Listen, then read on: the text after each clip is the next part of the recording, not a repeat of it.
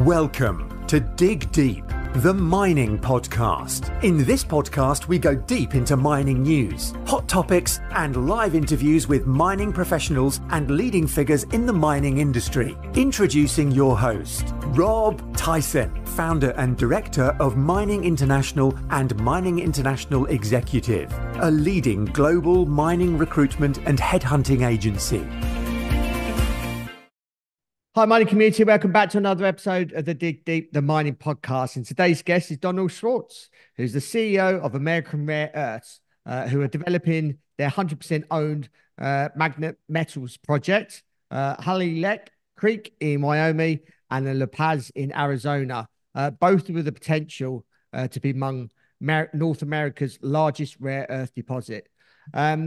Donald is an executive with over 20 years of leadership experience in the domestic and international mining industry. A mine engineer by background, he has a proven track record of success in developing and executing business development strategies, resulting in significant revenue growth.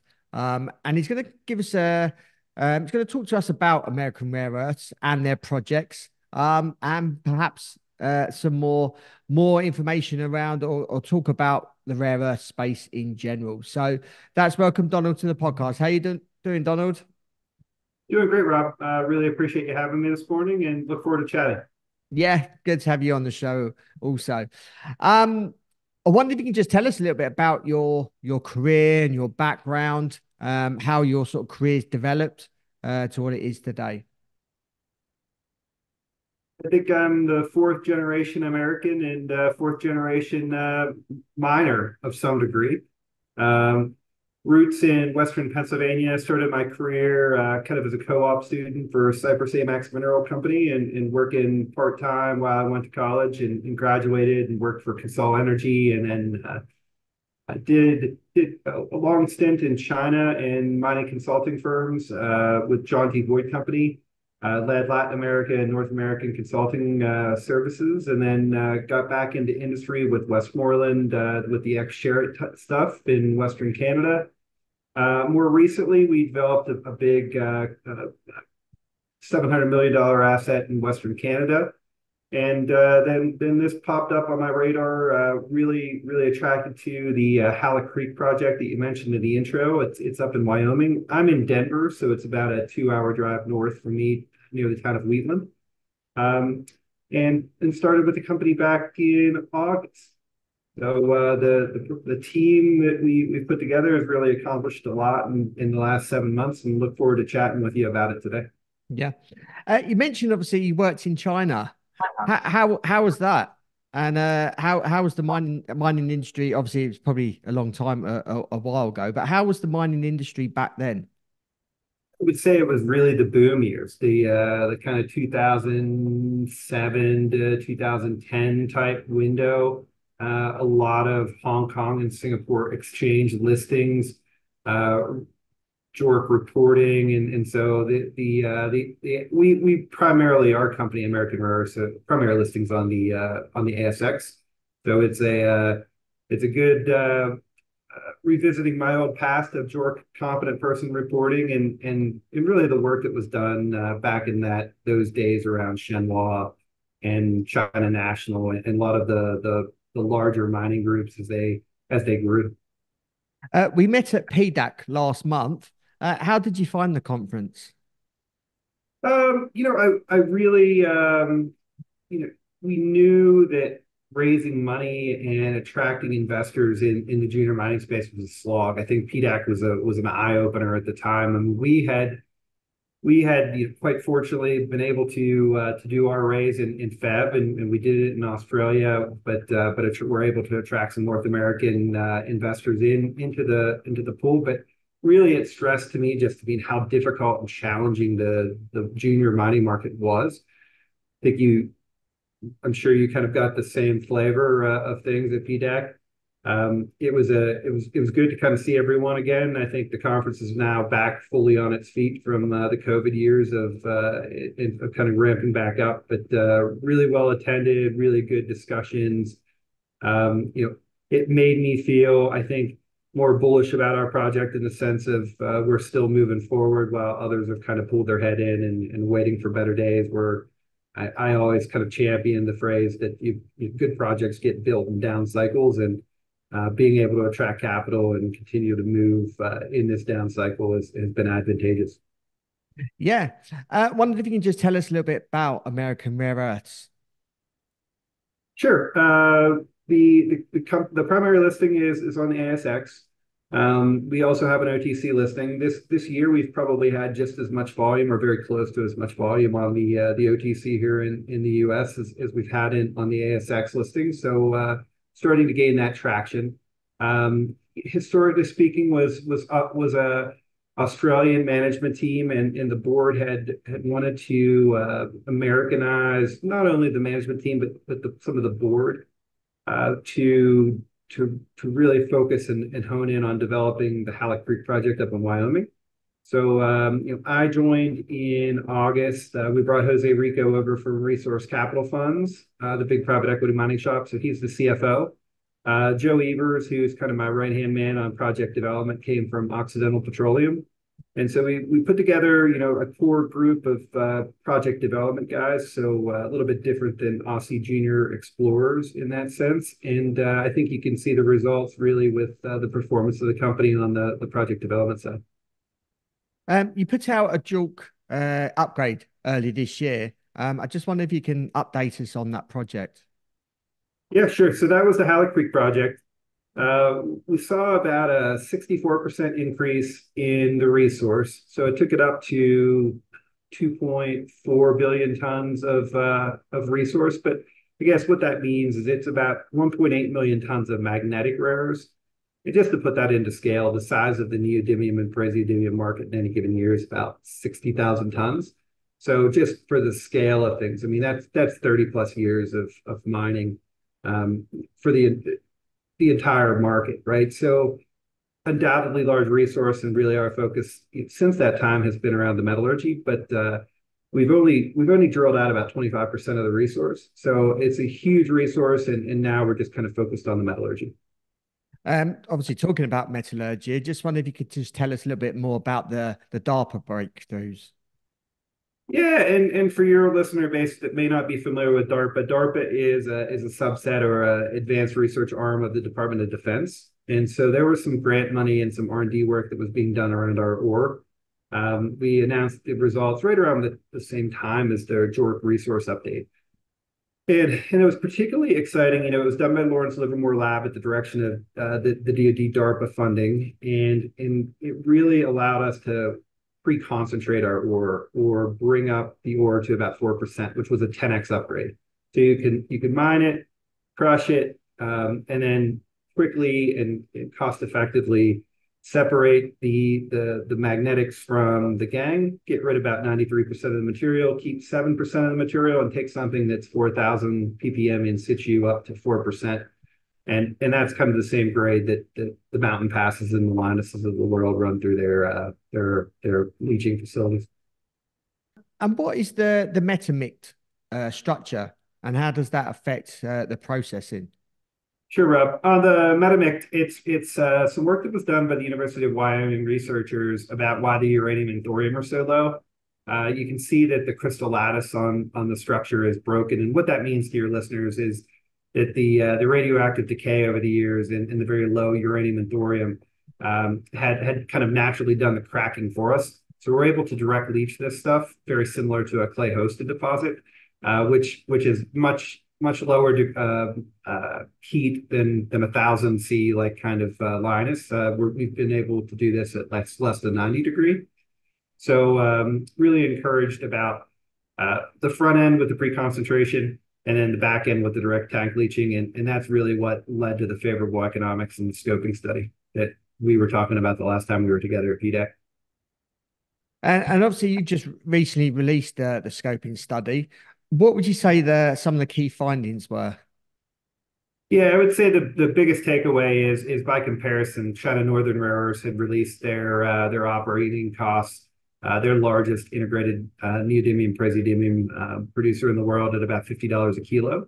And our scoping study came out basically at a $38, $39 per kilo kind of number.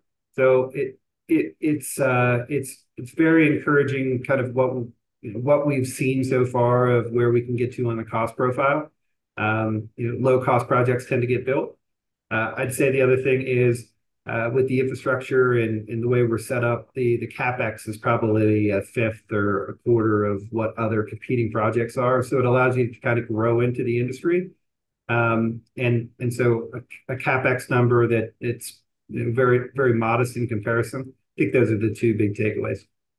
Once some of the materials obviously have been mined and obviously processed, what are the end products with what you're mining? Yeah, sure. I think we're trying to solve for a different type of problem than some of the other projects that have popped up that are still selling concentrate to China.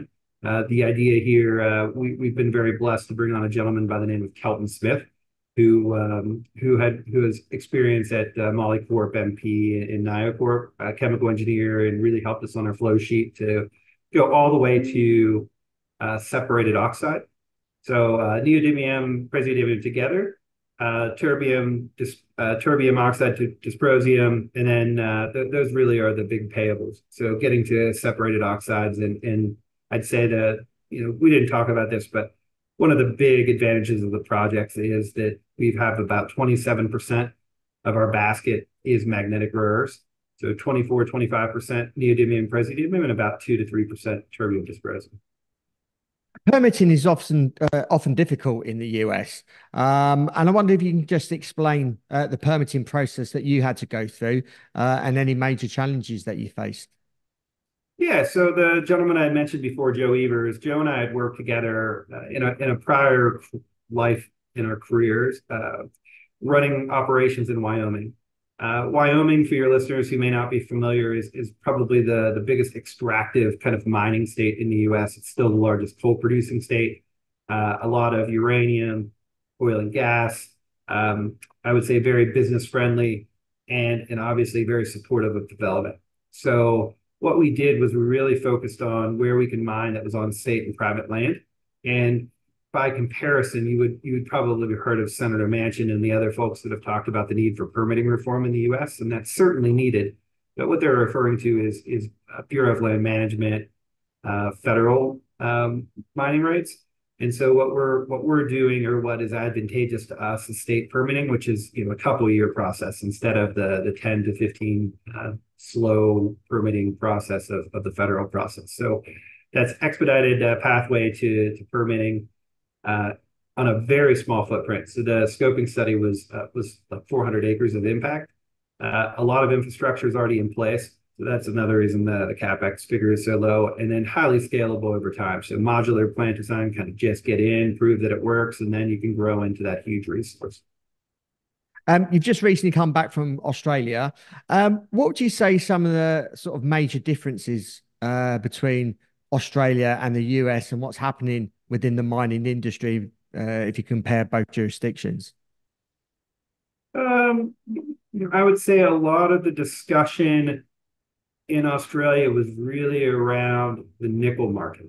BHP has been talking about what they're going to do with their facilities in Western Australia, and that's a big sulfuric acid producer for Lynas.